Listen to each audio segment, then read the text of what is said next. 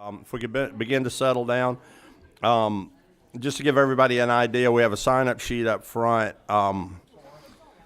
Until Chair Lady Dempsey arrives, we're going to go with the Vice Chairman of the committee, um, Vice Chairman Mitchell Scoggins. Will go 276 first, and then when Chair Lady Dempsey arrives, we'll go to 228, and then 319 and 249. We'll do that kind of a batting order. So if you just take a minute, if there's people that need to sign up with bills, if you do that now, and we'll start shortly.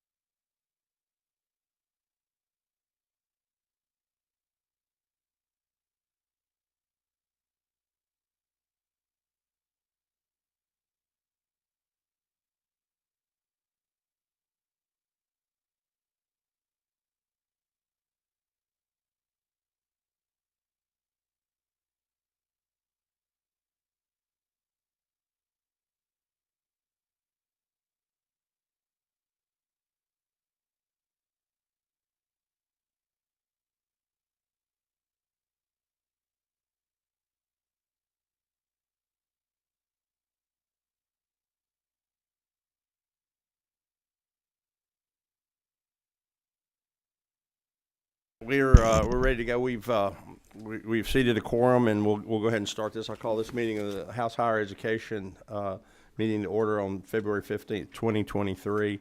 As I stated earlier, we'll go a bit out of order from the agenda and start off with the first proposition, House Bill 276, LC 50-0472.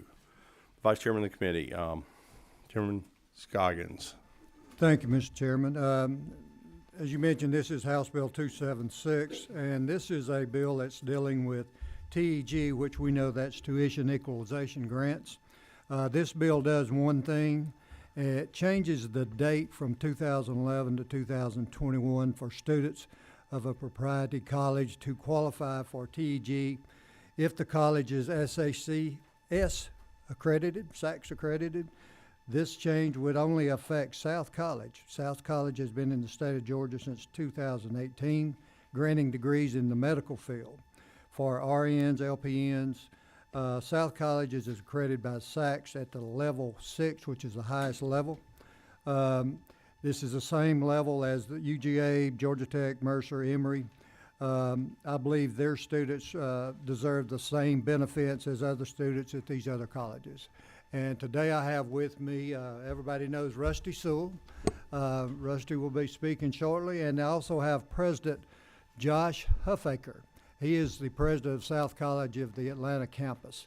And so I'm going to allow Rusty to speak first, and then we'll hear from President Huffaker.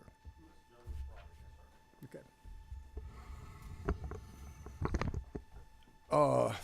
Thank you. As he said, I'm Rusty Sewell, and I represent South College. What I'm going to first do a little bit is give a little history of TEG, and as most of y'all know, I'm kind of the history of the Capitol. I've been around here long enough anyway. But anyway, what TEG, of course, it was a constitutional amendment in 1971. It was something that, the whole purpose of it was to provide funds for students, residents of Georgia, that were not going to the state colleges. And the benefit, part of the benefit to the state is that if these people are going to these colleges that are more local for them, more regional, other things like that, it kept us from having to build other buildings and all on campuses like UGA or Georgia Southern or West Georgia. And at the time, the amount of funds was kind of commensurate with what the tuition was in these schools. That is really not the case now, and nobody's asking for it to be the same, but it is a benefit to these Georgia residents that either through their parents or themselves have been to paying tax funds and that are going to a school like South College that has the same level of accreditation as our major colleges in Georgia. And I think it's kind of only fair in some respects. I did provide some information which I think is in y'all's file, which it talks about the degrees that are granted. All of these are medical related. We have the nursing degrees, the physical therapy, the diagnostication, the sonograms, health sciences. Some of these are degrees, some of these are certificates. And of course, if they're a certificate, they wouldn't qualify for TEG. Also in that material, it shows the passing rate, which is very high, both for the nurses and others that are in these programs. I think they've shown that they've actually done their stuff. We did do, and looking a little bit on the finance side, we looked at the total enrollment right now is 984 students. We projected the max qualifying for TEG could be 483, and because that met the requirements to be a Georgia, resident. Not all of these, 483 probably will meet this requirement. Most of our students are probably Georgia residents. Most of our students are not your traditional student that's coming out of high school or they've been some other place, they've done other things. So some of these students will have already maxed out on their TEG requirements too. But I would say the vast majority will qualify, but we wanted for y'all's projections and for student finance to say that. We also, as you're aware, anybody that qualifies for TEG also qualifies for other programs the state offers, and particularly the Hope Scholarship, which is the big thing with regard. South College, as Josh will explain, also has a school in Tennessee. Tennessee has a Hope-related scholarship. It's very similar to ours. Because our kids are not traditional, coming directly from high school, up there about 6% of the kids qualify for the Tennessee Hope, and I would imagine that's about what is going to happen here. I know there are other programs, and we'll work with student finance to show what is happening in Tennessee with some of these students, to give y'all a better idea of costing, because I know this is a consideration that you will have. My consideration is these students qualify just like, or should get funds, just like somebody that's going to the University of Georgia or Georgia Tech or anywhere else like that. Maybe not at the same level, but at least get those just like Emory or Mercer or whatever. And I'm going to turn it over to Josh and let him give you a little background on South College, and then of course we'll happy to answer any questions or whatever order you want to do, Mr. Chairman. Yes, sir. Thank you. And let me just, not to take your time away from you or wind out of your sails, but we'll get the financial numbers from Georgia Student Finance. Don't feel like you have to go through those. I mean, oddly enough, I've gotten the top line with you. We're one person off. You said 283. We had. I'm sorry, you said 483, and we have 482. So you don't have to cover those numbers with us. Just tell us. I think before the committee, if I would to do this, is the law is written in such a manner as you had to be around for a while, and so I think your case to make is why to change that now. So if I could ask you the leading question before the committee, that would be it. Yeah, of course. Would you like me to start with that directly or speak to a little bit about South College? All right. I'm sorry. I think telling us about South College makes that point. So okay. I mean, not limiting you, just pointing you in a direction. All right, wonderful. Thank you. Chairman Martin, thank you, and Representative Scoggins, committee members, I truly do appreciate you all giving me a time to speak to you today and tell you about South College. My name is Josh Huffaker. I'm campus president of the South College Atlanta campus. South College gained regional accreditation in the year 2000 from the Southern Association of Colleges and Schools Commission on Colleges, more commonly referred to as SACS. We're a level 6 degree granting institution, which is the highest level you can obtain through SACS.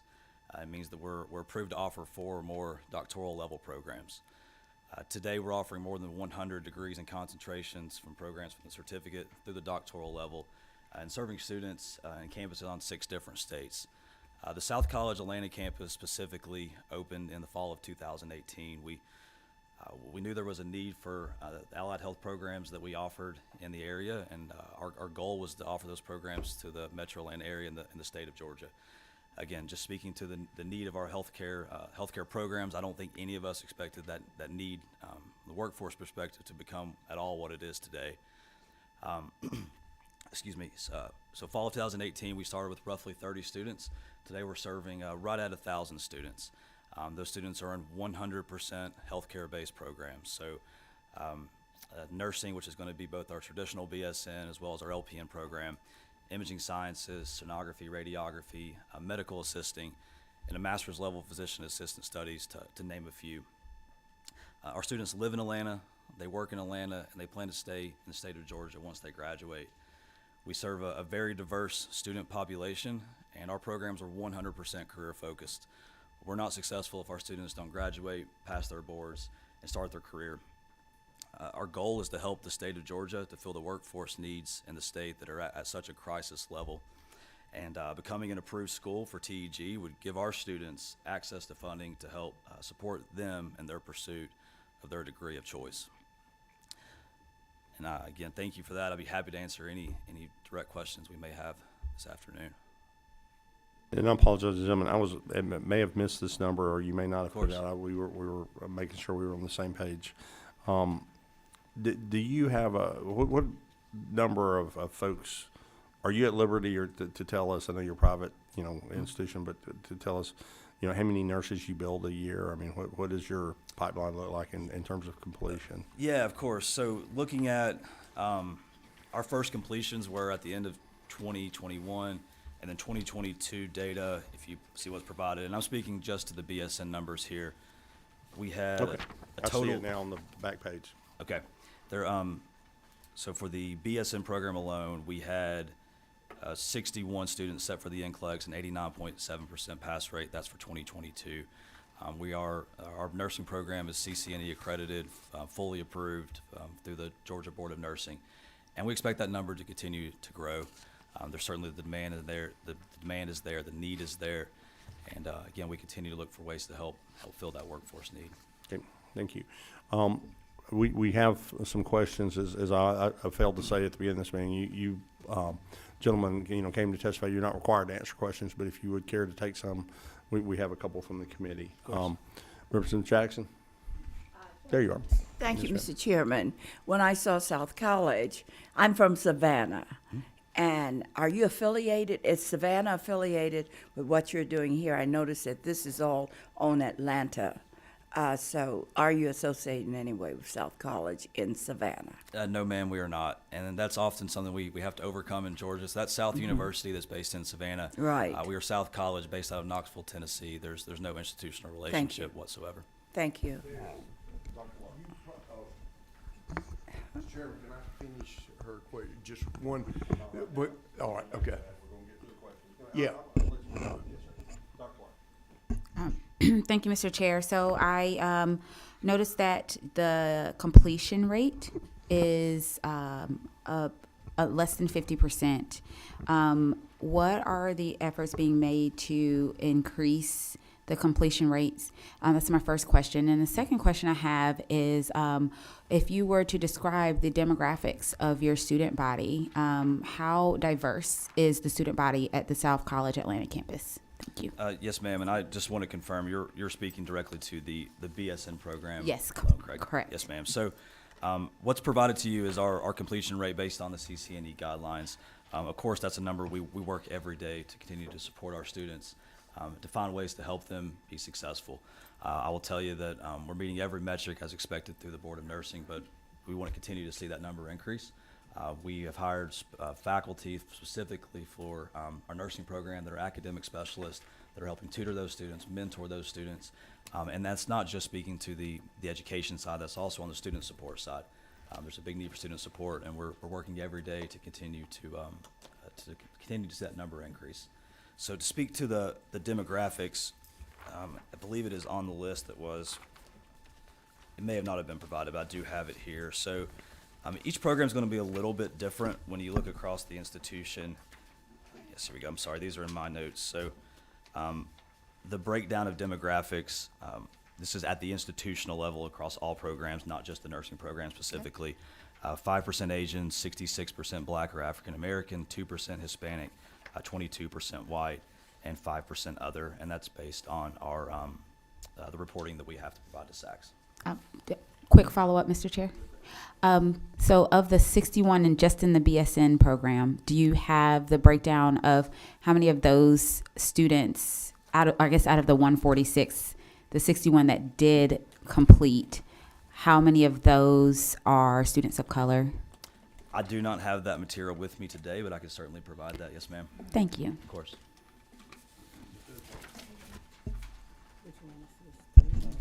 Thank you, Mr. Chair.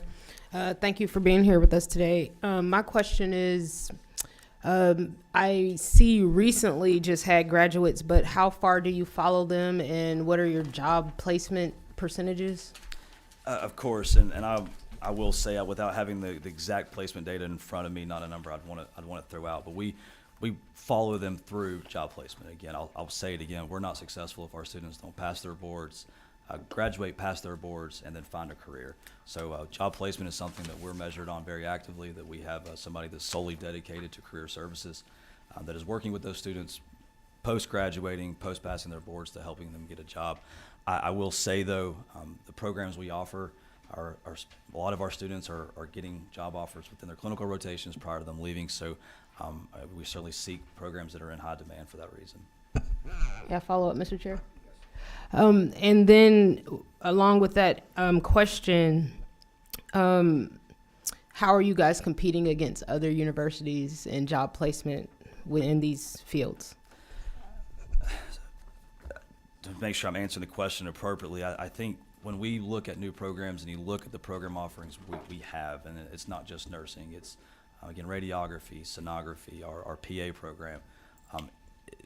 These are programs that, especially in the state of Georgia, there's just such a dire need for the workforce in these areas that we're not having challenges for our students finding jobs. Thank you. Of course. Thank you, Mr. Chairman. So going to one of the questions the chairman previously answered and looking at the bill itself, could you just clarify, have y'all previously received funds from the state for the tuition equalization grant, or is the purpose of this bill to begin receiving TEG funds as you proceed?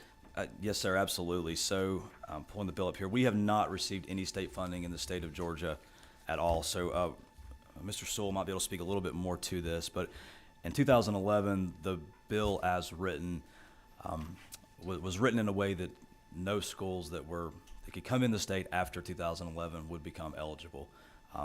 We meet all definitions for the TEG funding outside of that located in the state prior to, I believe it's January 1, 2011. We began operations in 2018. So today we have not. This is to amend that bill to increase that date in order for us to be eligible for state funding. And a follow-up, if I may. So on the handout, you have here that it would cost about $579,000.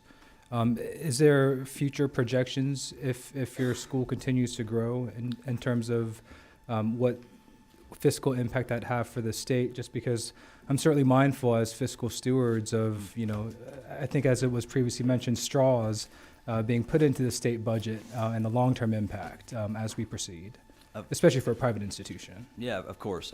So that is the estimate based on our enrollment at the time of running this, which was our winter 2023 enrollment. So that's the estimate based on the breakdown of our total student population that are in programs that would be deemed TEG eligible. So we'd absolutely work with the Student Finance Commission to see what additional programs those students would be to get a true estimate there. I will say, you know, as long as the demand and the need is there for our students and the programs that we're offering in the workforce areas, again, that are at a crisis shortage, I do expect for us to hopefully continue to produce these graduates. And again, this funding goes directly to the students. It does not go to the institution. It goes directly to the students to help support them in the pursuit of their education. Thank you.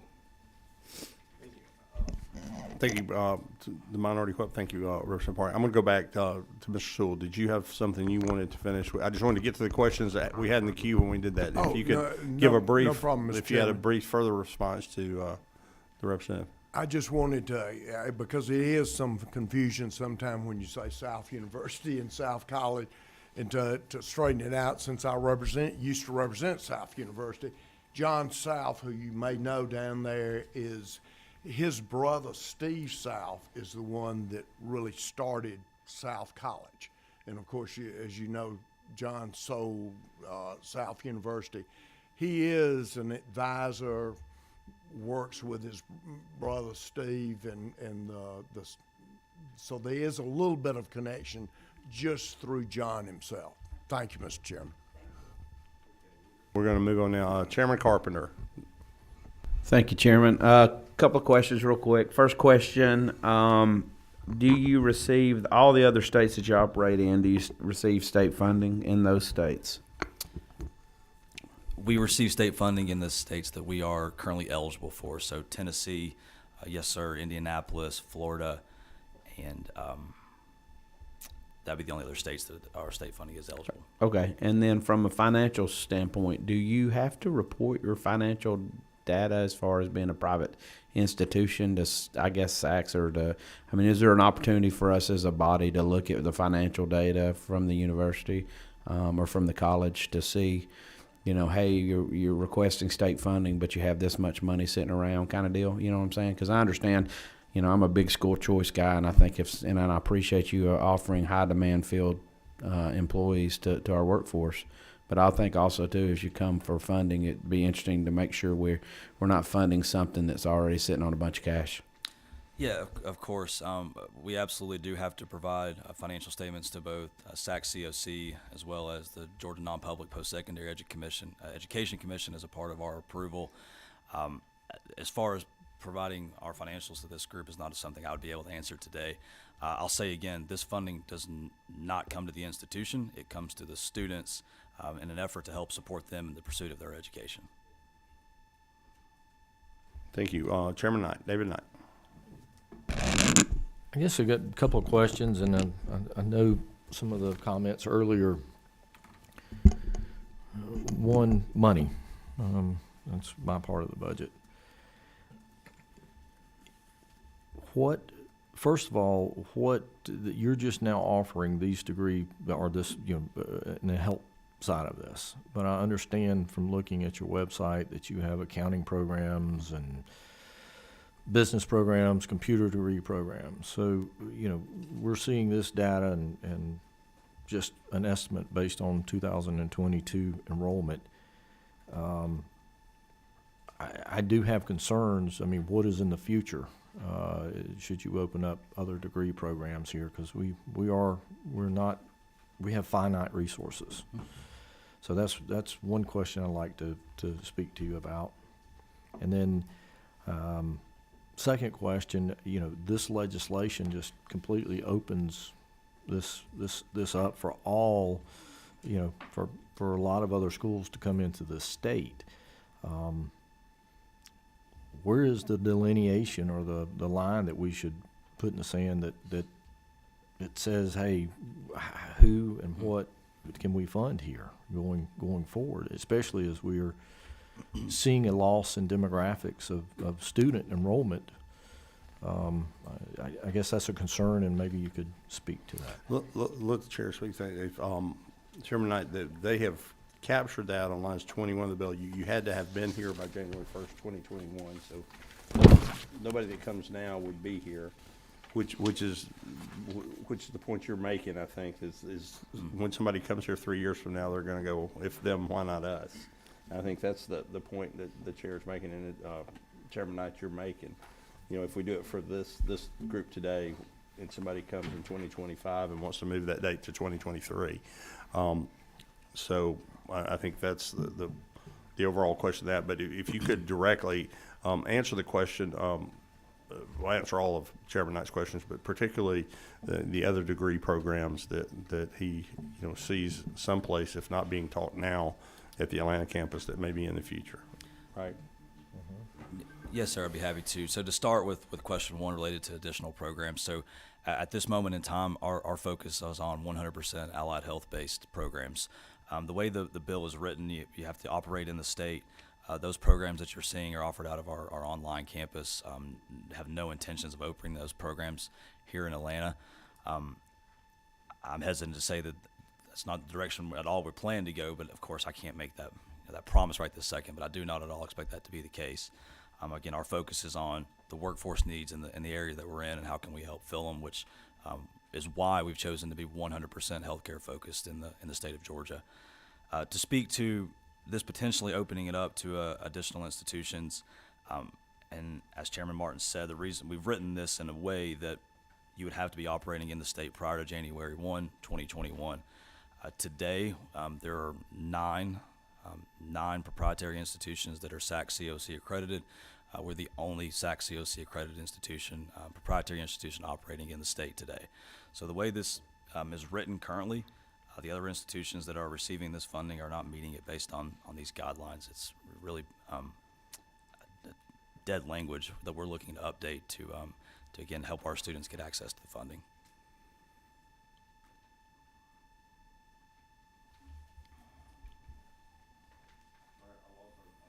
I lost our next list. Representative Glaze. Chair, I'd like to just ask a couple of questions that relate to making sure that our students in the Atlanta area, that you're going after them in a robust fashion. So tell me a little bit about your recruiting and then the retention in the Atlanta area. Of course. So, really to recruiting, I'll speak just at a high level. Our students our only location in Atlanta is off of I-85 in Claremont.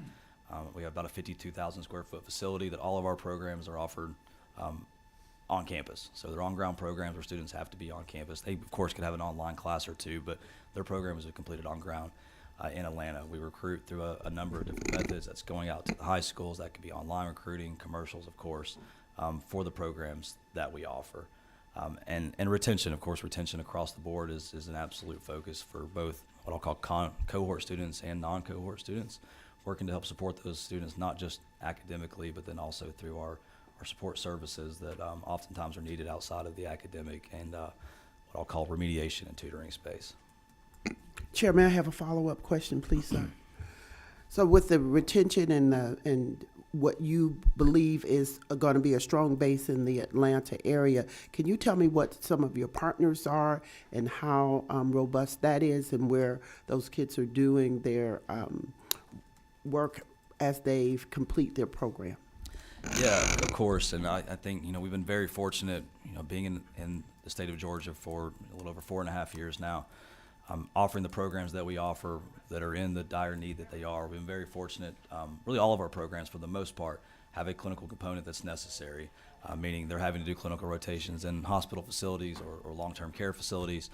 So right now, our students do rotations through all the major hospital systems, most of the major hospital systems in the area. So Piedmont, Northside, Children's, Wellstar, Kaiser Permanente, Pruitt Health, to name a few. But our students are having to do those rotations through there to get their the clinical components of their program, and oftentimes that's where they're finding those job opportunities are coming at the point they're completing their program. We're very fortunate that the HR departments for those facilities I just mentioned, to name a few, want to come speak to our students. They want to get in front of them. Their goal is that by the time they graduate, they're helping fill the needs that they all have. Thank you, Mr. Chair, and thank you for that information. I live in Clayton County, and that's what Clayton State is, and they have a nursing program there. And so when you were saying where you recruit at, you only are recruiting on that side of Atlanta? Is that my understanding? No, ma'am. I mean, we recruit, if I were to throw a radius, I would say roughly 50 to 60 miles around our campus. If you look at a student heat map, our students really do come from all over the Metro Atlanta. It could be the Northeast, which is where we're located, Northeast part of Metro Atlanta, down to the Southwest. It really is a very widespread, which puts us in a position that when students maybe live in Noonan or coming to South College, we can work with those local facilities as they're completing their programs to hopefully their last bit of the rotation would be a facility where they could potentially find a job. So have you ever considered partnering with Southern Regional? Southern Regional Medical Center? Yes. We do partner with Southern Regional Medical Center for student placements. Okay, thank you. Yes, ma'am. Part. Thank you, Mr. Chairman. Two questions came to mind with the conversation. First, especially with the South Campus Atlanta chapter opening up in 2018, again, I think it'd be helpful to kind of get a better sense of how many healthcare workers y'all have been able to produce and how many of them are in the Atlanta region, especially as the funding mechanism would open up and proceed in the foreseeable future. And I'd also love if we could get additional information from the Georgia Finance Commission as to whether or not they would have any concerns regarding the proposal as well.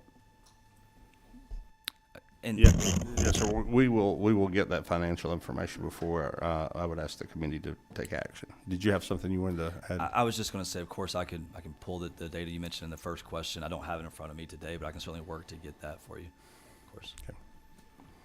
Okay. I think that's all the speakers we had for this particular bill. I don't have any further questions. Representative Scoggins, I'd let you wrap up. And, as is the posture of this committee, we're hearing about this today, and we'll actually, before I do that, let me go to President Riley. Would you make your way to the microphone? I know. Are you still in that walking boot you're getting around? Oh, you're moving very quickly. If you could, I'm going to ask you. I know we've had several questions, and you can provide us the financial information, or can you provide us? I think I know the answer to that, and you can answer that for this and the next bill we have, which is another view into the tuition equalization grant. So if you wanted to give us a bit primer on that. Thank you, Mr. Chairman. Yes, the Student Finance Commission will be able to utilize the current enrollments that we see at these institutions. We may speak with the institutions and look to understand some projections and growth so that then we could report to the committee what future costs might be for eligibility for funding for all of our higher education financial aid programs.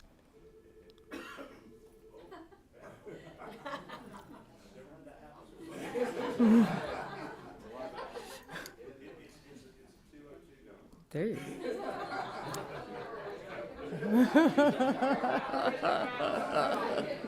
Oh my goodness, there's the two. Completely took me off my game there for a second. I actually have never had that happen before. No, but thank you for doing that. You can also let me ask you this question. Even though we're looking at allied health courses now, if we approve the institution, if this were added, no matter what goes in there would fall in and be eligible for Private Hope and TEG and all of the things that are Hope, correct? Mr. Chairman, you are correct. Any future programs that the institutions offers would be automatically eligible for their Hope, for our dual enrollment, for tuition equalization grant, for student access loan. So there would be a broader impact. Okay, thank you very much. Thank you. And that would go for the next. You are correct. The next bill. So thank you very much. And let me ask. I had a question asked me. For-profit, not-for-profit institution, just for the. Okay, thank you. All right. Well, we're going to move on to next. Did you have a burning question? Oh, I'm sorry. We'll do that. Then I'm going to move back to Vice Chairman of the committee, Representative Scoggins, and let you close, and then we'll move on in the agenda. Yes, sir. Thank you, Mr. Chair. Committee members, thank you for your attention today. And if you have any questions, concerns, get in touch with me, and I'll try to get the answers for you before we have it back again. So appreciate your attention. Thank you very much. Thank you, gentlemen. Thank you for bringing us. Thank you for locating in Georgia. We're gonna move on to Chair Lady Dempsey. You have a proposition that we've warmed up the seat for you out there. House Bill 228. This is looking into the same house through a different window, I believe.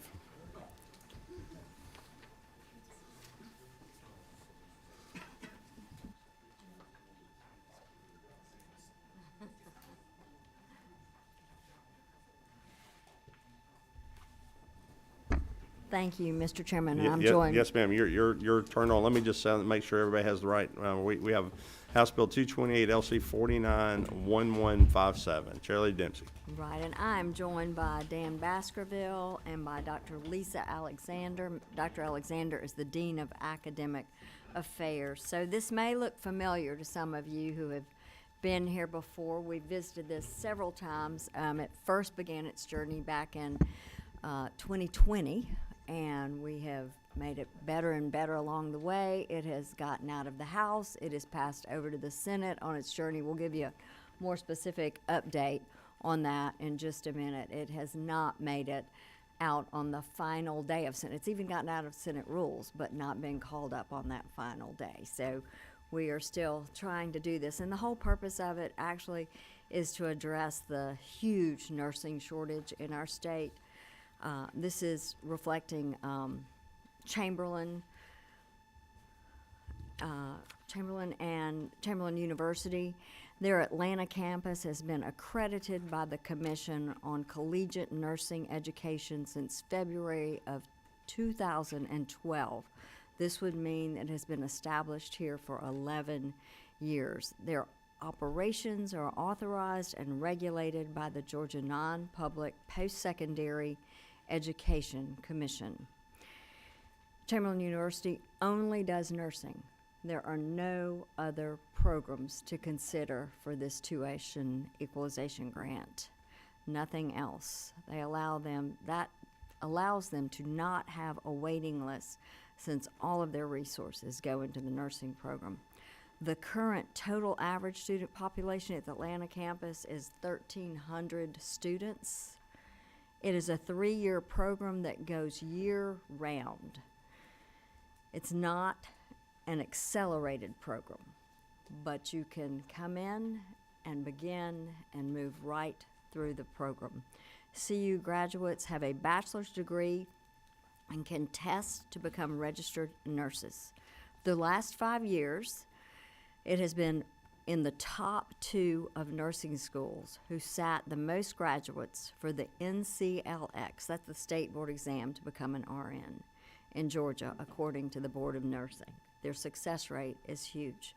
In the latest Georgia Board of Nursing 4-year NCLEX averages, Chamberlain has had a 4-year average pass rate with an average of 88.95%. The average age of CU students is between 25 and 35. 10% of those are males as well. It is a very diverse student population, increasing the diversity that is necessary to the profession as well. It is often a second and third career for most of these students, so they are coming later and very focused on trying to get that degree and working.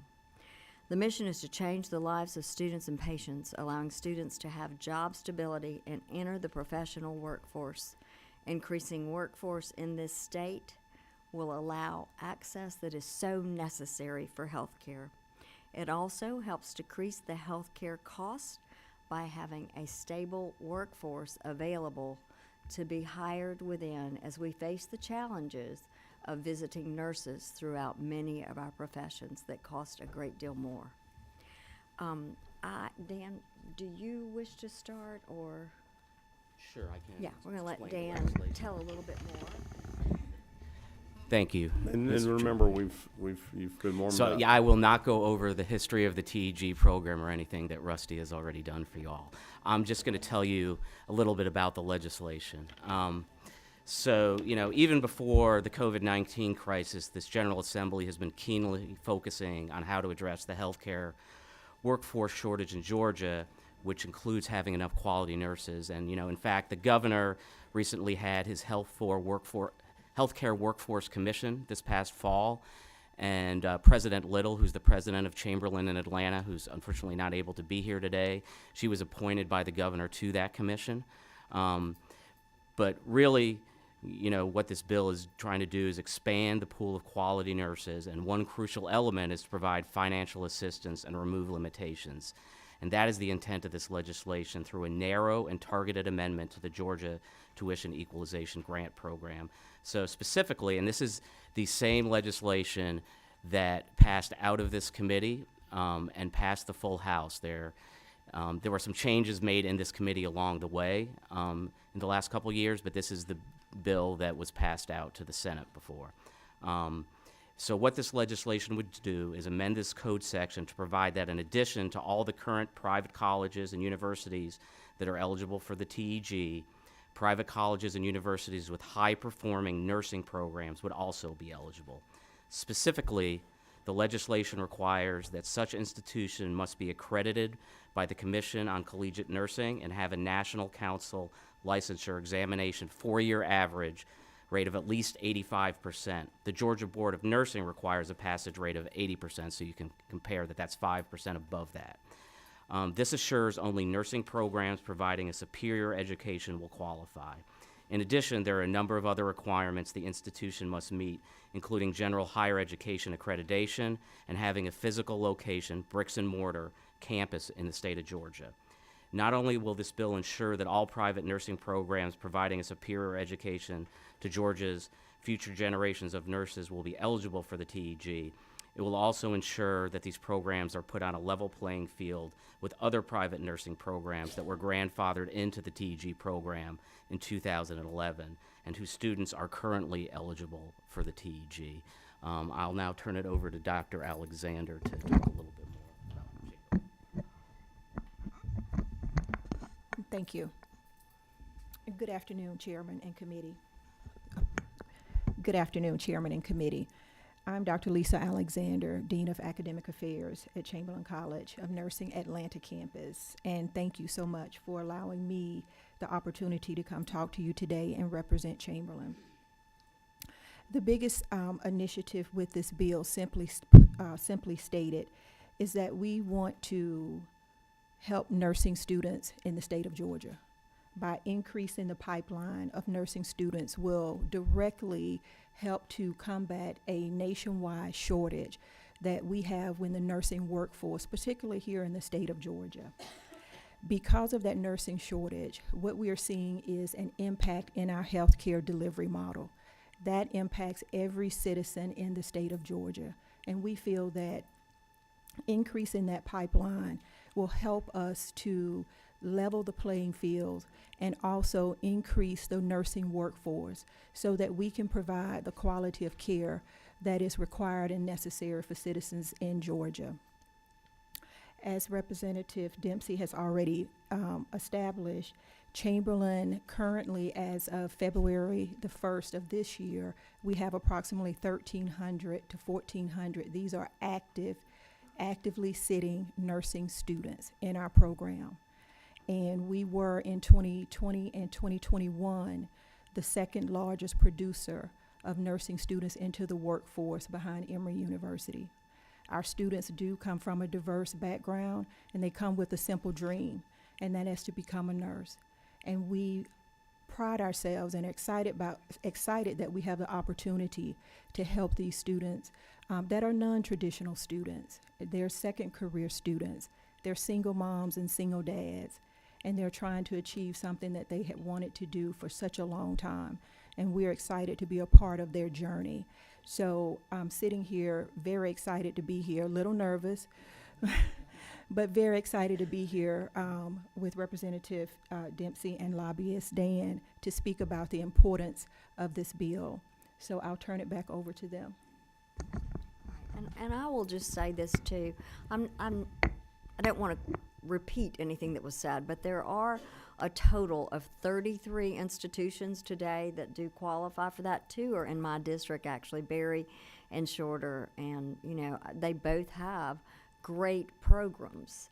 They were there when this existed. This school was not, and so that is the only reason that we're asking for that right now. And I do think, since it addresses this really amazing shortage that we're facing in our state, that has certainly been magnified through the pandemic, and how we get nurses into the pipeline, qualified nurses into the pipeline quickly, is going to be so very important. This will only help those students. It will go into their pockets. They receive an award of $300 per quarter or $450 per semester, 4 quarters or 3 semesters a year. So it is a small amount to encourage that student to get in, get educated, and get into our workforce. You have a few questions, if you would entertain them, Chair Lady. The Minority Whip, Representative Park.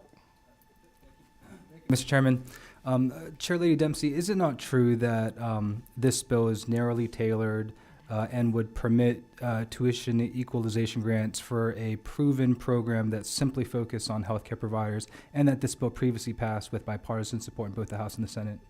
It did. I appreciate you bringing that up. It did. It is very narrow. I watched some of your eyes when we talked about how high the graduation rate is, and what that, just the qualifiers within it as well are very tightly drawn. And for that purpose, to make sure that we don't open wide the door to a very expensive process when we do that, because each of these students also will qualify for because of the way the law is written, they would also qualify for HOPE or Pell or other means as well. But what we are trying to do is really focus on growing that workforce. Thank you. Y'all keep in mind, Chair Lady Dempsey is a good poker player. She's reading your faces up here. I just want everybody I am. to And y'all have be great aware faces. of that. You don't give away your position. Chairman Dickey. Thank you, my friend Chairman Dempsey, and I appreciate this legislation. I know what you're trying to do, and you and I and Chairman, I think, have been listening about nursing shortage for quite a number of years. It really goes back 6 years or more, and I appreciate what these private colleges are trying to do to alleviate our workforce shortage in nursing. Is there something different? I mean, USG, we have heard from them for years about trying to increase the number of nurses in their programs, and I heard could not hire faculty, could not find qualified maybe students to stay in the programs. Is something new and different going on with our private colleges trying to train and step in and fill the void, trying to alleviate this nursing shortage where USG is, to me, has kind of been slow at the game to increase their numbers? Thank you for that question, sir. One of the distinguishing factors with Chamberlain College of Nursing is we do not have a wait list. Most of the traditional, excuse me. Yeah. Okay, thank you. Most of the traditional colleges have a traditional wait period where students can be waitlisted up to 1 to 2 years before they can even enter the program. Chamberlain does not have a wait list for students to enter our program. As Representative Dempsey indicated, we are a 3-year program, not an accelerated. The program is 122 credit hours, and students elect to go all year round. And we do offer within the program gen eds and sciences simultaneously. Some of your traditional schools, students take their gen ed courses and then they move into the nursing program. We offer that simultaneously for students within that 3-year period. So that's one of the defining factors that separates Chamberlain from traditional program, is that we do not have that wait list where students are waiting up to 2 years just to get into the program. Thank you. I've got a couple more questions, but I want to sound this before I forget. If you could, before the next hearing, Chairman Dempsey, if you would work with the college, if you could get us the list, and if it's in our packet, I haven't turned to it yet, of the degrees you offer and the cost to obtain them, because with respect to our USG, the reason you have a waiting list and they don't, is I think probably the difference in cost, if you follow me, I think it's probably a bit more expensive to attend your your school, so people will probably wait for a university system, but based on funding. Not to say that you don't deliver as quality of education, but I think it just, people go where they flow. I don't want to throw our university system too far under the bus for not doing it, because I don't think that's the chair ladies nor yours, Doctor, the intent to do that. But if you could get us that information as well, that would probably help the committee. Chairman Carpenter. I think you just kind of asked my question. My question was, what does it cost, your program cost per year for the 3-year program to attend? Well, if you have that. If not, we can come back with more specific information for the hearing. We'll make sure. Okay, you don't have the tuition numbers, you just. Right. Okay. Perhaps we can come up with some comparisons too. For All right, y'all, and so just that a quick follow, Chair. Yes. Is there concern, obviously you're at 85% today. What happens in 2 years if, people come out and they just didn't learn? And you go to 81%, and then that kicks off that grant funding. Is there concern narrowly tailoring it, obviously to meet your criteria at 85%, would put it at default, if you will, in the future? So the statistics I have here that speak to 2018, 2019, 2020, 21, it ranges from 87.86 actually to 90.91. So their graduation and passing board, it's statistically very high.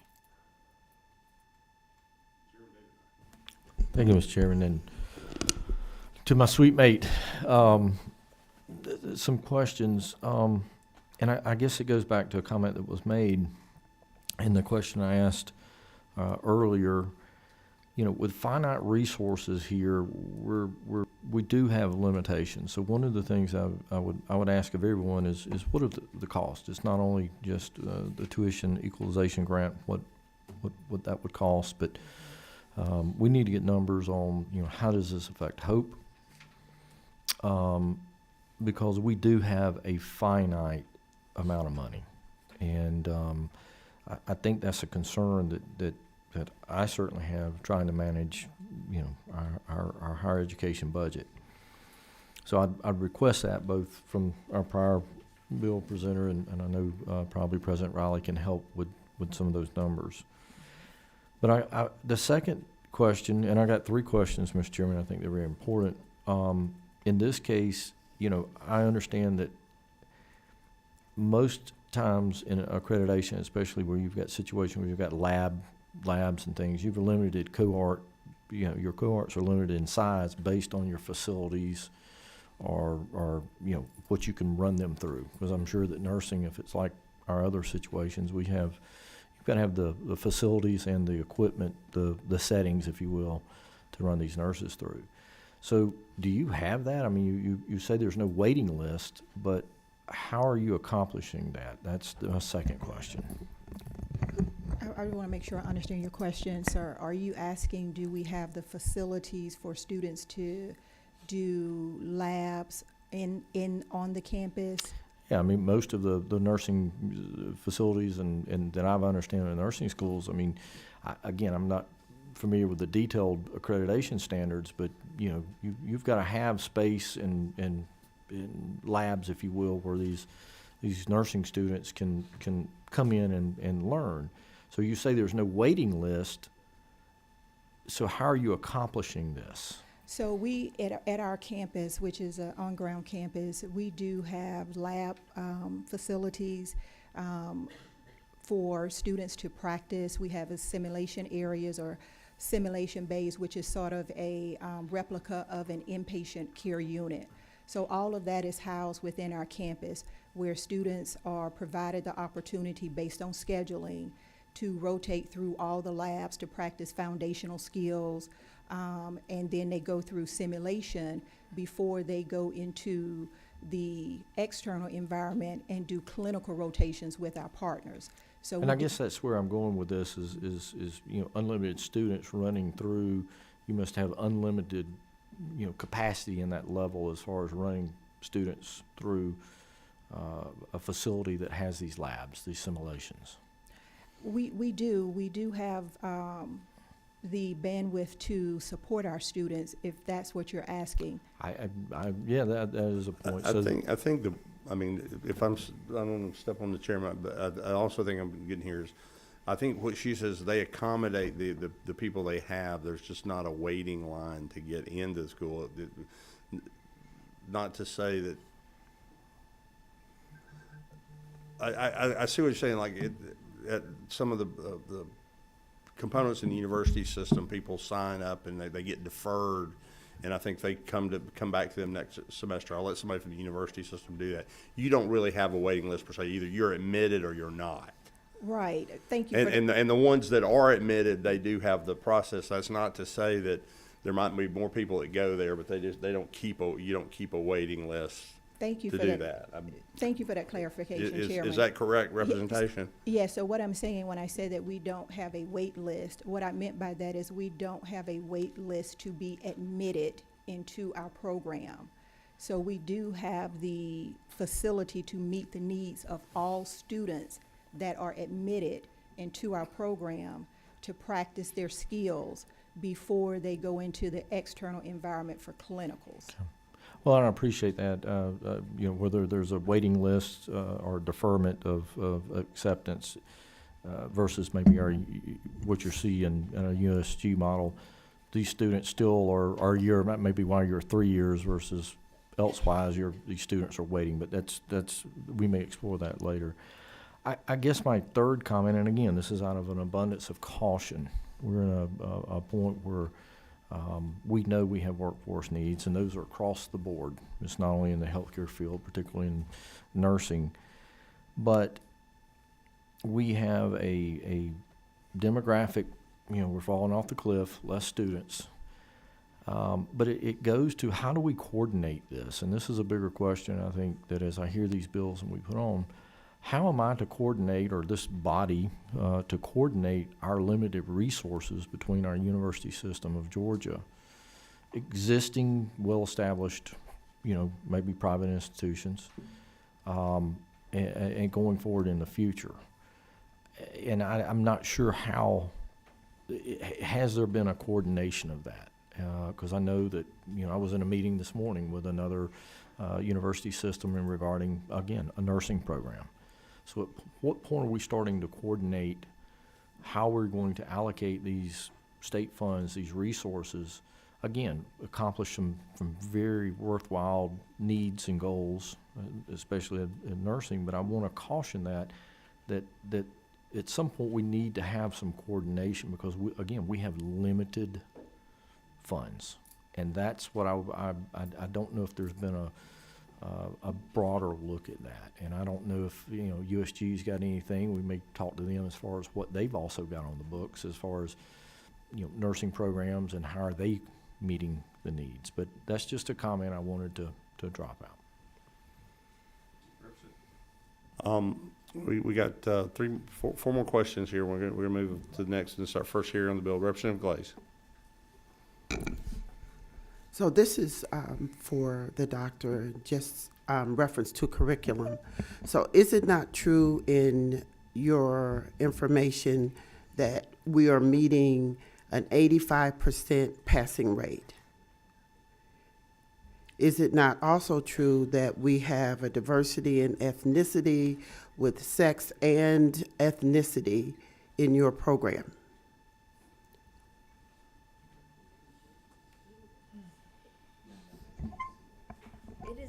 The specifics are addressed in the bill. If you go to line 53. Yes.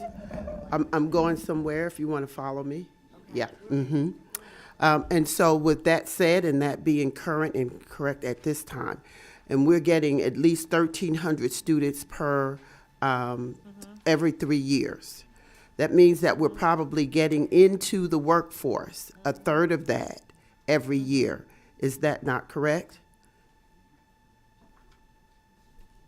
I would say that's a fair assessment. So if that's a fair assessment, and we've got a talent pipeline issue, meaning that medical services in our state are at a dire state, your program, tailored for 3 years, is really a competitive program. And you had to be in order to compete with the USG system. And so I just want to commend a program that comes in, finds a space, makes themselves available, puts out great graduates at a high rate, and along with that, there's diversity and inclusion. And as a former high school director of college and career, if I saw a program like this, I would certainly ask my students and their families to consider a 3-year program that has this type of standards. And so I just want to thank you for bringing this to us. Thank you. And thank you. We have three more questions, and we need to move on to the other items. Representative Bernal.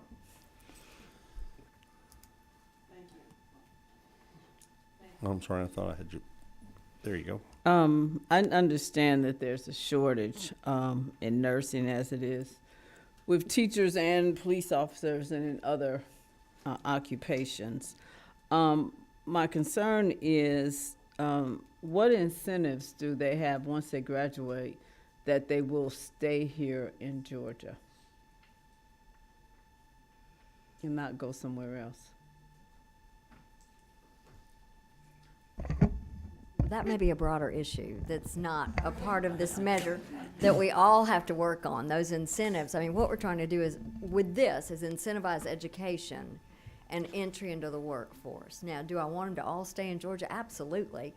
But I also know that our neighbors have challenges in healthcare, so if we are increasing people who can take care of people, you know, we should be, I don't think we have those, that information for any of our colleges, really, unless it is perhaps some of the technical schools might have some incentives that are linked to certain skill sets, but you know, I think it's more about the greater good right now of how do we increase that capacity.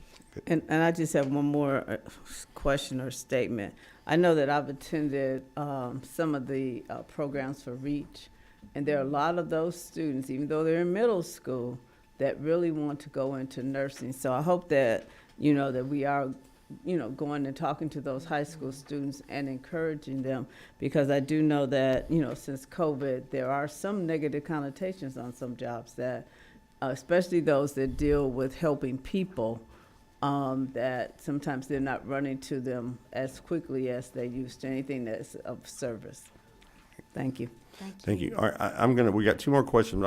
You make a point, so I'm gonna stop right here. This is the bad news about having to sit in the middle of this sometimes. Okay. That, you know, we gotta realize, this money's not gonna get us more nurses. The lady she's full. I mean, we have to, I mean, I wanna say that. This money is not gonna get us more nurses. She's full.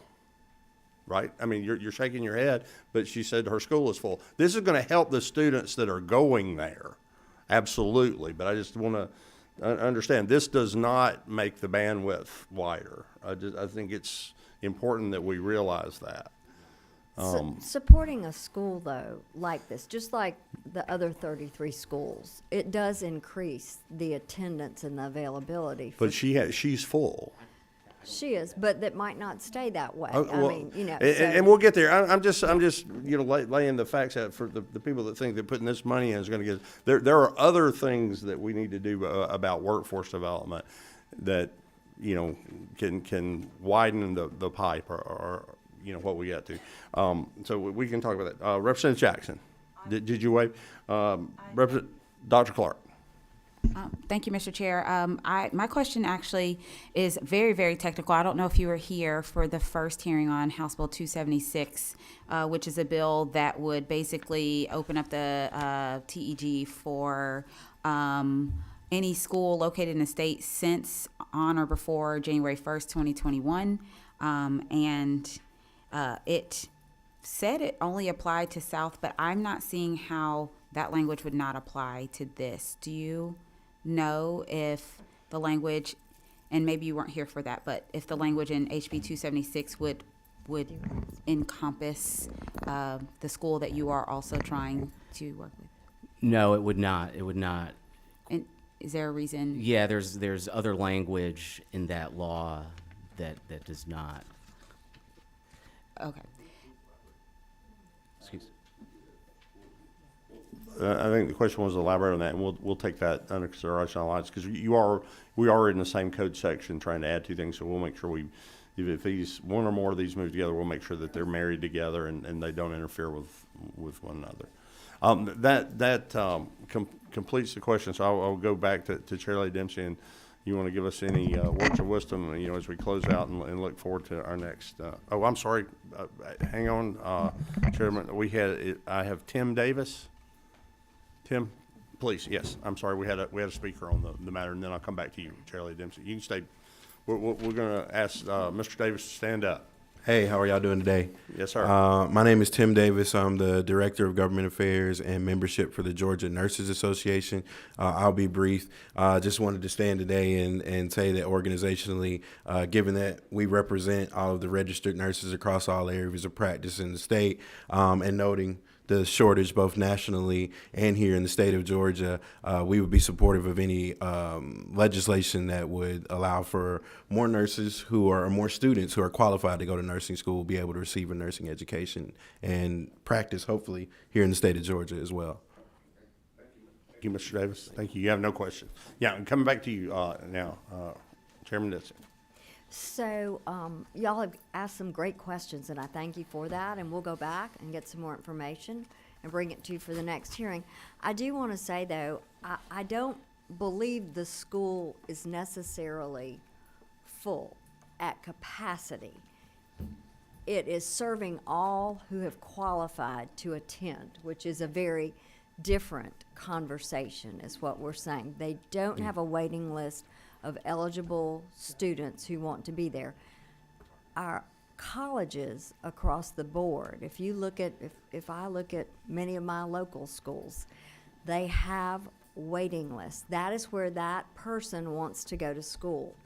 This is a choice. This is where a certain population wants to go to school. And what we are doing as a state would be to incentivize that student at this place to have a little bit of help, just like we do at 33 other schools in the state to do. So that's fair enough. And I apologize. I mistook the doctor's comment. I thought you were full at capacity, and now so that's the reason I said that. If you did, okay, then I stand corrected, and thank you for clearing that up, because the way I had heard that is we're working good. We don't have a waiting list. It was kind of like running a hotel, and you didn't have to walk anybody, but you didn't have any vacant rooms either. So thank you for that. I see no further questions, so we'll take this over, and we'll work together, to work on the language, and we'll also get information from the Georgia Student Finance on the overall cost. And I think it would make sense to bring back what the roadmap looks like to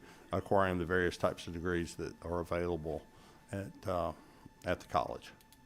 Absolutely. Thank you much. Thank you. I'm just going to let you sit there. We're going to move on, and I'm going to just, out of an abundance of comfortable, I'm going to present the next bill when called upon by the Vice Chairman of the committee. I'll do 319 first when you're ready, Mr. Chairman, but I'm going to do it from my seat here if you Okay. don't object. Okay, Mr. Chair, House Bill 319. Go ahead.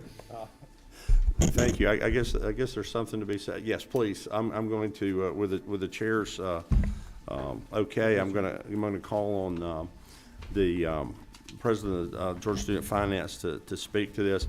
But House Bill 319, LC 50-049-0479. You have a resolution in your packet. I have a formal copy of the resolution, but it's a resolution from the board to dissolve the corporation. And what this bill does is it repeals that, I think, early on in the bill. And the reason for the length of the bill is it deletes all of the cross-references to the corporation that we are dissolving. And I'm going to, with your ask President Riley to explain what this was, once did, and why it is no longer needed, and what funds might be able to return to the state for educational purposes should we pass this bill in the House and the Senate and the governor signs it. So with your permission. Okay, go ahead, President Riley. Thank you very much, Mr. Chairman, and thank you, Chairman Martin, for carrying a very simple bill. I'm sorry that it's 25 pages long, but it is truly a very simple bill. The Georgia Student Finance Commission, as I've mentioned before to the committee, is actually 3 entities in one.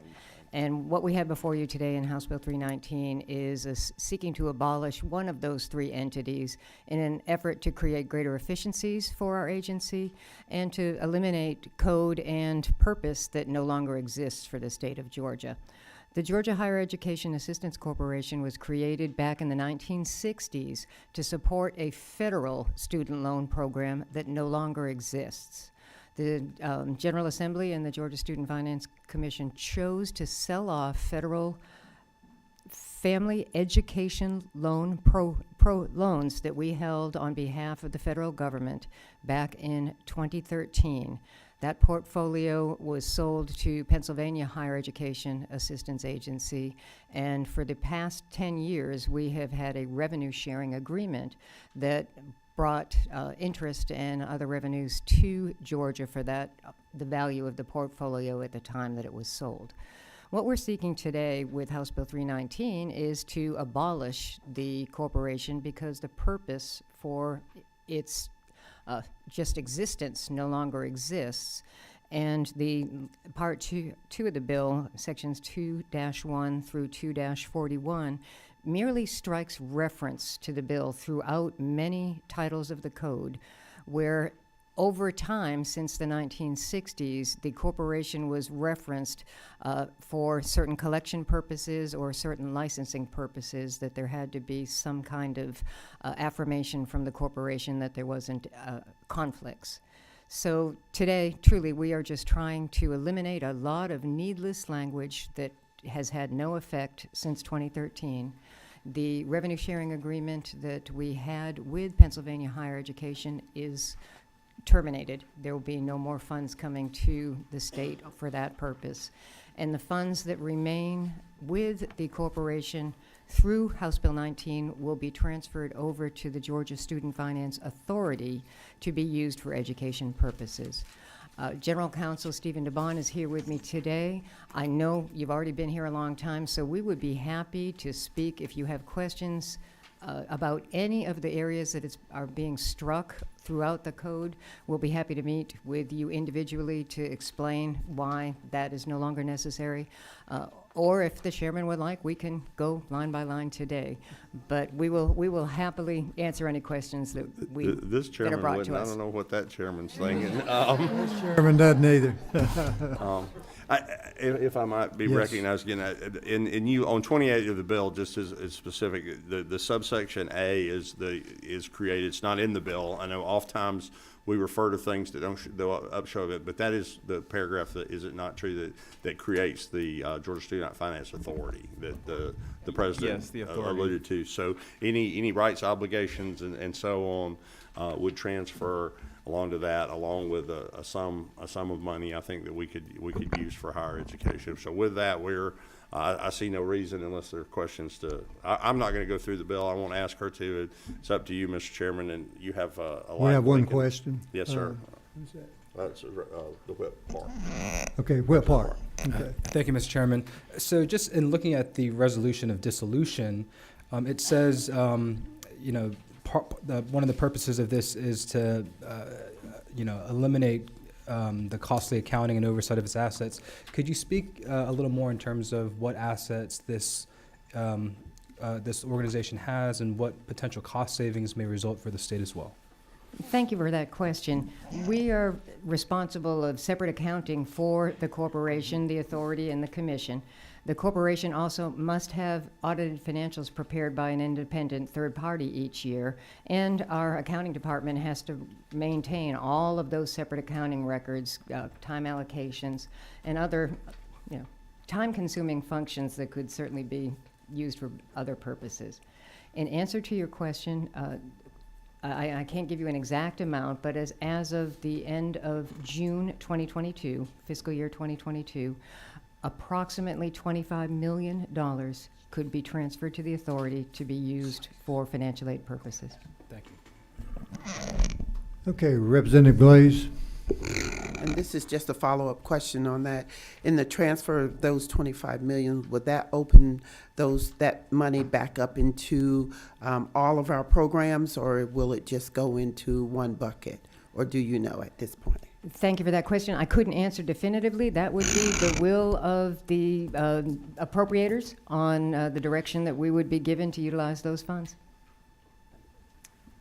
Ma'am? Yes. To follow on that, we may or may not find a use for that with the next item on the agenda today if we go forward. Okay. Okay, thank you, President. We don't see any other questions. Chairman, do you have any last remarks? No, I would just say this, if, I'd like to ask the committee if you would take a look at it. We do meet again in the morning at 10, this being a reasonably, as simple as a matter can be and be 25 pages. We would be in a position to take action on that and to move that on along toward rules and get something off the committee's agenda. I'd look to do with that tomorrow if our chair. I would not ask the chair to go past our normal procedure of seeing something twice. So even though this is fairly simple, so with that, I'd be ready for T49 if you're ready. Mr. Chair, you're bringing House Bill 249, is that correct? Yes, sir. Okay. But if you don't mind, if the chair will allow, I'm going to allow President Riley to discuss 249 with us. If you're ready.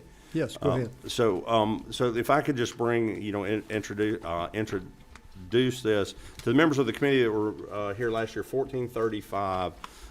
You all were supportive of and passed the House and the Senate and the governor's signature. We have begun to call that completion grants. We found out, and I have some information, and President Riley can share with you that we allocated $10 million for that. Something I think of as of this morning, about $3.5 million had been used. One of the reasons for that is we made our best shot. We wanted to think how far you should be down the road in order to do it because it was a completion grant. So the suggestion on line 17 in the bill is for a 4-year program, back that up from 80 to 70%, and in a 2-year program, back that up. It was also 80%, back that up to 45. And the reason for that is this: we have since come to realize, and I think some on this committee may have actually handled that day to day. I think Representative Glaze, you may have been involved in some of those either recommendations or planning processes that students sort of plan for a financial year. So in a 2-year program, one is not going to be 80% finished with a 2-year program after 1 year. So and I must admit, it was a bit arbitrary on my behalf to pick 45. It was less than 50. I mean, if it could be 40. The idea is just to give them a chance in a 2-year program to have access to this. And then if you go in a 4-year program, 25, 50, 75%, we wanted to drop under that. So if you're making adequate progress in a 4-year program, going into your last year, you would have access to this. And then, so that's a fairly simple situation. And then Section 2, you'll look at that and you'll go, what changed? And the answer is nothing. We've changed it 2,500 to 2,500, but I wanted that language to appear in the bill for us to just think about for a bit, because since we're dropping back to 70% and to 45%, there is a thought for at least conversation and consideration that if we help somebody through the final year and there was one more class, should they get should they have the ability to get another bite at the apple for another $400 or $500? Again, giving them the ability to get it does not mean that they will get it. If a financial person at the institution goes, hey, you didn't make good use of the last 25, we're not going to, so I throw that out for consideration before the committee, and that's the reason I printed that change that really didn't change anything, so that language would show up in the bill and we would have it before us. But I really think we need to do what is in Section 1 to make it usable. I think there's someone from the technical college system think Mr. Peavy can show us, and maybe you would just share briefly, Madam President, some of the disbursement of the funds, and we can see where they've gone very slim to two-year programs. Thank Okay, you. yes, go ahead, Ms. President. Thank you, Mr. Chairman. And I'm sure that Mr. Peavy from the Technical College System can confirm that, yes, it was very lightly used at our technical systems because most students are not 80% of the way after 3 semesters out of 4 semesters of the technical system. And we also heard at the university system that most of our financial aid offices look at a full year's worth of financial aid prior to the beginning of that final year. And so at that point, they really are only 75% of the way. And it was difficult for the financial aid officers to say, well, we might want to be able to give you this grant in the second semester, but we right now aren't in a position to think about it. So we had very, very little utilization in our first semester of offering. It has picked up in this second semester, and we're encouraged because it can also be used for a summer semester that the student might be enrolled in to complete their credential this coming summer. So we, are encouraging our institutions to look to be able to award more after the end of this spring semester. All that being said, a reduction in the threshold is certainly going to provide better flexibility for our financial aid offices to look at each student's unique situation and make sure that we're getting them over the finish line. And similarly, that if there's consideration for the dollar amount and flexibility, that we might be able to put guardrails around that would allow the financial aid offices that ability in a certain circumstances the chairman described to be able to get someone over the finish line, that $2,500 might just not get them there. Okay, thank you very much. We have some questions. Dr. Clark, please. Thank you, Mr. Chair. So I think you kind of outlined this, but just to be clear, how many credit hours or how many semesters does the 70% equal to? So if you're a student, you're going to school, are you 70% done at the end of your third year? Are you 70% done 3.5? Like, just trying to get a good gauge.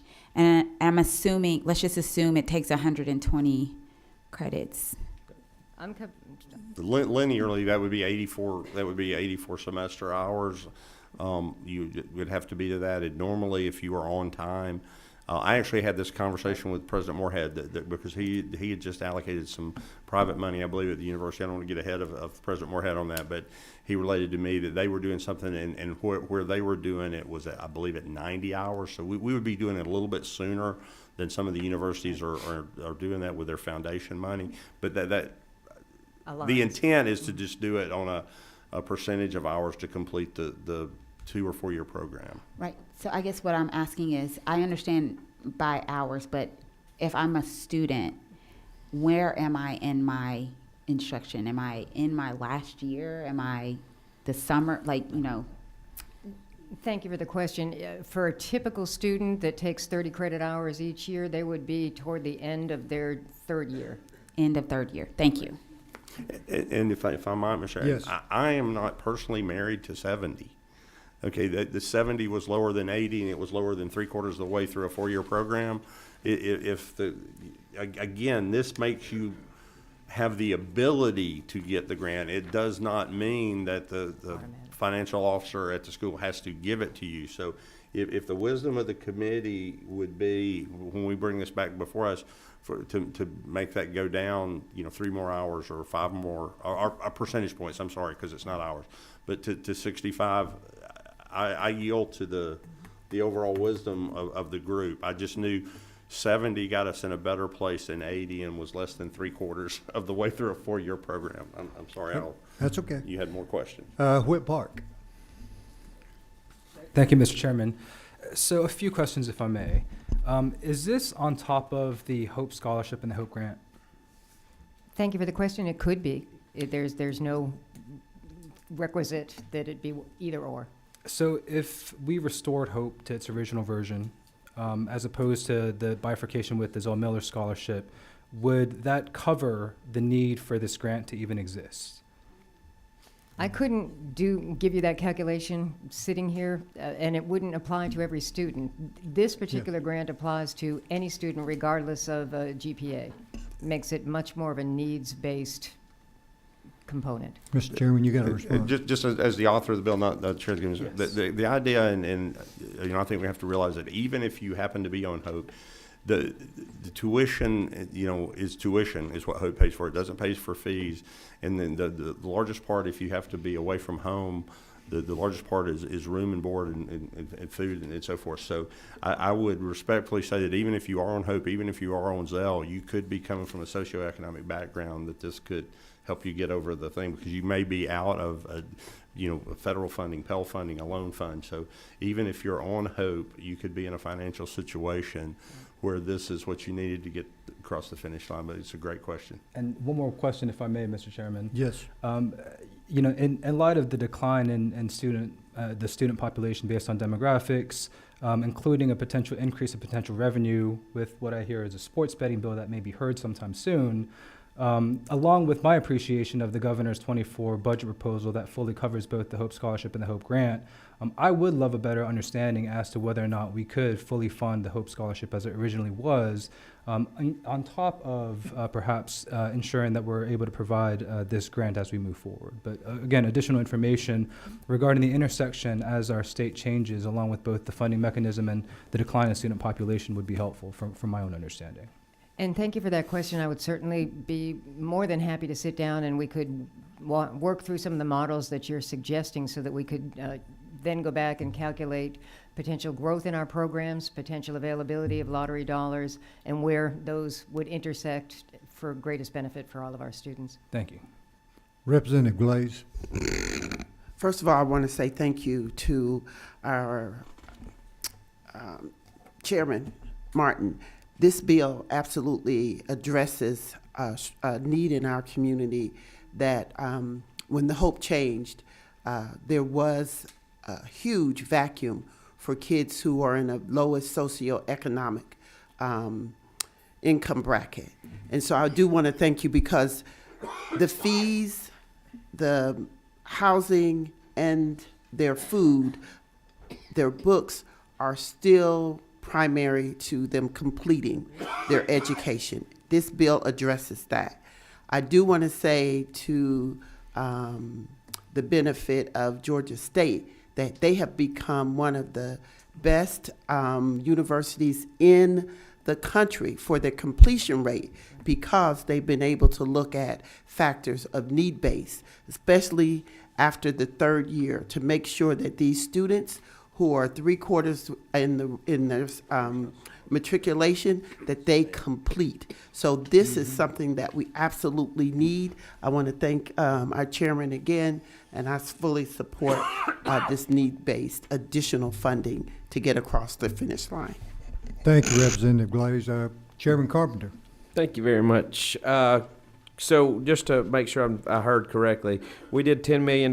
You said 3.5 million of it got used. Is that correct? That is as of this morning, Mr. Chairman. Thank you. Okay, and then obviously it's too soon to tell now, but I think moving forward in this conversation in the years to come, it would be important for this committee and our body to see the bang for your buck, if you will. Hey, this is the money we spent. This is the percent of kids that graduated, right? So we can make sure that we're moving the needle on that piece.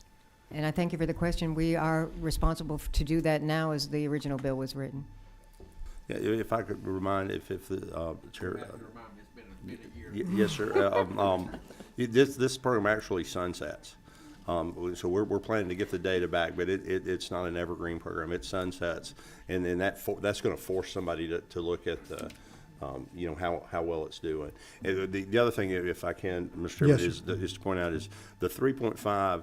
Before this fiscal year ends, they will be doing. Most people would be doing the financial planning process, and could encumber a large amount of the 6.5 left going into the next educational year. So it's not money that's being left on the table, and especially if this bill passes and that law is signed, and it's signed, then these new thresholds will be available for the financial planning process for the 24-25 academic year, what we think of a 24-25 traditional academic year.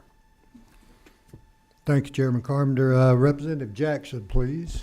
Thank you. Thank you, Mr. Chairman. I've always thought this was an excellent program.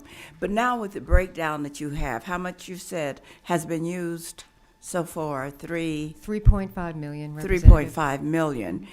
I wonder if the counselors are really aware of what it can do to the students. And I would like to know breakdown,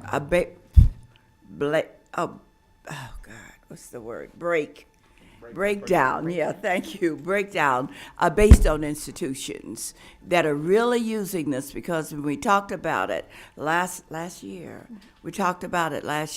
I think it opened the doors for a lot of students, but I don't know if they are aware or they are encouraged to use it. So if you can give us a breakdown by institution, I think that would be good for us.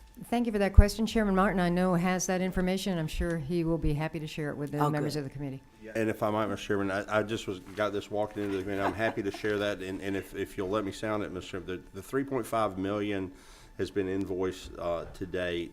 That's obviously 35% of the allocation. The average award is just over $1,100. So it's being used well. Remember when we talked about it, we said it could help up to 4,000 people at $2,500. The maximum. It has actually been.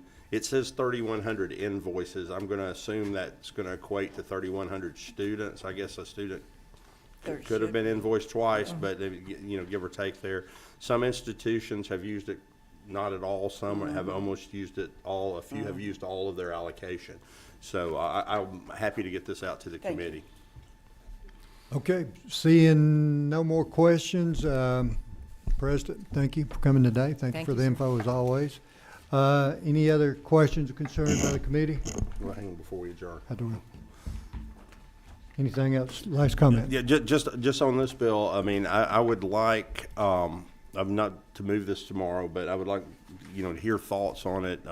If anybody has a sincere thought about, 65 versus 70, I'd entertain that. Thoughts on the other thing, and if we were going to move on this, we would need to do that, next week. So with that, if you hand the meeting back over to me, I am handing to the Vice meeting Chairman. back over to you. Let me, we will get you out of here. I thought we'd be a little short. I appreciate y'all so much. We sometimes get a little far field. I'll remind, that we want to ask questions to people, but I try to be lenient on that because I tend to, not always do that myself. So, but I do want to remind everybody, we have a meeting at 10 o'clock in the morning. The aforementioned new lottery game that could include sports betting will be before us. House Bill 380 will be before us for hearing only. We also have a bill related to the COAM business that will get presented to us tomorrow, Chairman Powell. So we'll have two pretty substantial pieces of legislation that we'll hear from. There won't be a vote on those tomorrow either. We'll have two pretty substantial, and we'll have a hard stop at noon on those. I would also, my intention also is to move forward on 319. So if anybody has a concern with the dissolution, we would plan to vote on that tomorrow. So with that, if there's no further business before the committee, we'll stand adjourned without objection. Seeing no objection, we stand adjourned.